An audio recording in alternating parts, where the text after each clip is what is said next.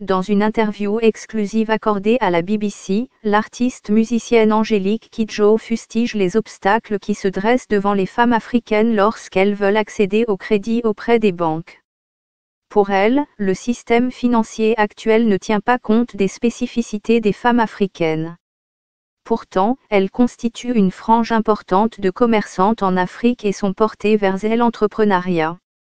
Angélique Kidjo soutient qu'il existe aujourd'hui un déficit de financement de 42 milliards de dollars entre les hommes et les femmes en termes d'accès au financement en Afrique. C'est pour faciliter aux femmes l'accès au financement qu'elle milite pour la réussite d'Afawa, initiative pour favoriser les femmes à avoir accès au financement en Afrique. Vaincre les clichés sur les femmes africaines. La césarienne 50 fois plus mortelle pour les femmes africaines. Le projet Afawa vise à réduire les inégalités d'accès aux ressources financières entre les hommes et femmes. D'autant plus que, lorsque les femmes veulent accéder au crédit, elles font face à plusieurs obstacles.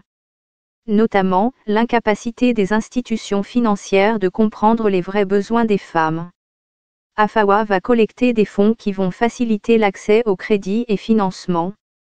L'argent mobilisé par le G7 est mis à la disposition de la BAD, Banque africaine de développement, afin de faciliter l'accès des femmes au financement pour la réussite de leurs différents investissements, sans qu'elles ne soient asphyxiées par les taux d'intérêt élevés pratiqués actuellement dans les banques.